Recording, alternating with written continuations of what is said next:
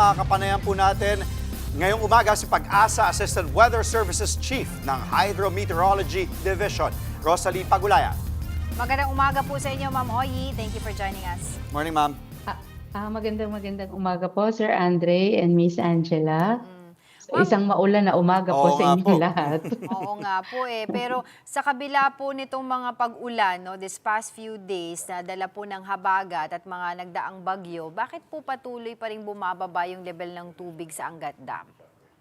Okay, no? So, nakaranas po tayo ng pag-ulan dito po sa Angat during the past, yung pong Super Typhoon Inday, ano po, meron pong mga pag-ulan na naitala din within the watershed of Angat. It so happen na hindi po ito malalakas na gaya nung ine-expect po natin na talagang makakapag-improve ito pong level ng Angat Dam. Meron pong pag-ulan pero hindi po siya naging sapat para po magkaroon ng significant impact po dito po sa watershed. I understand po no, na 90% po ng tubig dito na pinagkukunan ng Metro Manila ay mula po sa Angat Dam. At Yes po, napakalaki na po ng populasyon natin dito. Gaano po ba kalala ang sitwasyon ngayon kung ikukumpara po natin doon po sa mga nakaraang taon? Okay, no, kung titignan po natin yung mga previous El Nino or ENSO events kung saan dumaan po dito sa Pilipinas, ano po. So nakitaan din naman po natin ng pagbabago, no. Meron pong mga times, most of the times yung ganito pong buwan ay talagang nagkakaroon na po ng parang recovery, no.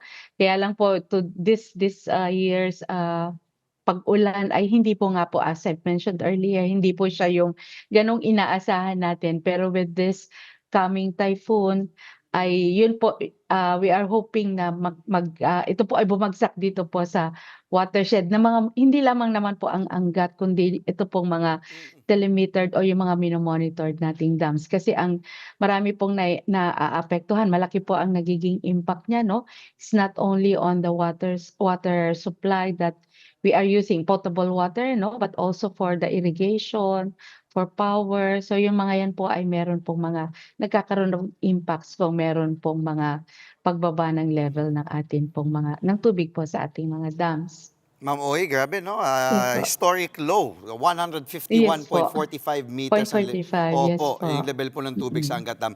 Ma'am Oy, nagbabala po yung Pag-asa na posible ang krisis sa supply nga ng tubig sa Metro Manila sa susunod pa na mga taon. Ano po yung kailangan mangyari ngayon sa mga susunod pa na buwan upang maiwasan po yung ating krisis at yung senaryong nito? Okay, so maganda po yun na siguro i-take natin itong pagkakataon na 'to, no, talagang, manawagan po tayo sa atin pong mga community, sa atin pong mga kabarangay ano na, kung maaari po ay, talagang, pagtipid tayo sa tubig. For now ay, magkaroon po tayo ng isang systematikong way para sa paggamit po ng ating tubig. Although kanina po dun sa panayam natin, dun sa panayam po ninyo, dun sa water concessionaire ay meron talaga namang mga augmentation na ginagawa po sila just to ensure that we will have that clean potable water that we will use for our everyday activities, ano po. Pero nandun po ang panawagan ni Pag-asa na habang ganito pa po yung sitwasyon ng Angat ay magkaroon nga po tayo ng pagtitipid, yung systematic way of utilizing our water. So marami pong mga puwedeng gawin, especially for now kung meron po tayong yung mga parang mga leaking faucets ay talagang iwasan po natin or kung talagang hindi maiwasan ay saluhin para magamit din po natin siya. Opo. Ito pong Yeah. bagyong Quiapo, ito po ba inaasahan natin na kahit papaano makakadaan po, mabibigyan po, maaambunan itong Angat Dam? Or meron po bang panukala po sa inyo na baka it's high time na magkaroon po ng cloud seeding?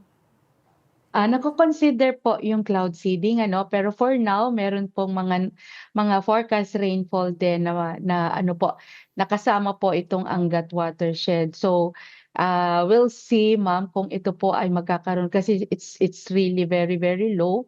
So for now kasi po just to elevate yung reservoir elevation into yung rule curve elevation na tinatawag natin po 'no.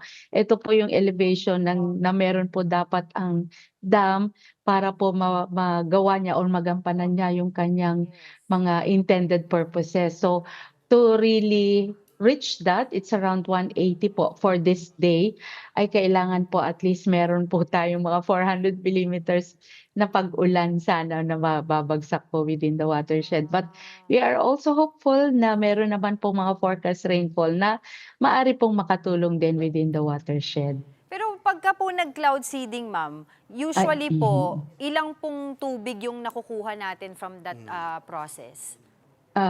For now, Ma'am Angela, wala po akong datos na hawak po dito, no? So, ngayon po kasi is medyo hindi pa po muna namin parang sinang-ayunan na magkaroon po ng ano, kasi baka hindi natin ma-attribute kung saan galing talaga yung tubig, kung sa cloud seeding or doon Yeah. sa dulot ng ulan na Yes, na, yes. na meron na nitong bagyong Quiapo, no po? So, ina-expect naman po natin na merong pag-ulan, although hindi po natin pa for now masabi kung talagang ito po ay magkakaroon ng impact, pero we are hopeful po na balawak naman po kasi yung ngayon meron tayong southwest, ma-e-enhance yung southwest. So hopefully ito pong mga Sana. monitored dams ay magkaroon po talaga ng malalakas na pag-ulan. Yan ang panalangin natin. We need more rains now, although sana bumagsak siya doon po sa sa talagang Lugar. tamang Lugar, babagsakan niya, oo, tamang lugar na oo, babagsakan niya, no? So we are hoping na maging Opo. gano'n yung situation natin po. Ma'am Oyi, bukod po sa Angat, mababa rin nga yung level no ng iba pang mga pangunahin na dam po sa Luzon. Ano yung mga posibleng magiging epekto po nito sa syempre sa agrikultura at sa supply ng tubig? Yes po, no? You've mentioned agriculture. So meron po itong ripple effect or yung domino effect ano pagka po syempre kung kulang ang tubig. So yung atin pong mga pananim ay pwedeng mag-suffer. So yun po. So pag yung pananim nag-suffer, so meron din po itong kaakibat na impact doon sa atin pong food supply. So meron talagang domino effect ano na ano po, pero yun nga po ay maganda naman po kasi merong mga augmentation na ginagawa ang atin pong gobyerno para po matugunan yung atin pong mga pangangailangan din sa tubig. Alright, maraming salamat po sa inyong oras. Oyi Pagulaya ng Pag-asa Hydromet Division. Magandang umaga po sa inyo. Mga kapatid, Andre Felix po, manatiling may alam pagdating sa mga mahalagang balita sa loob at labas ng bansa. Mag-follow at mag-subscribe na po sa social media pages ng News 5.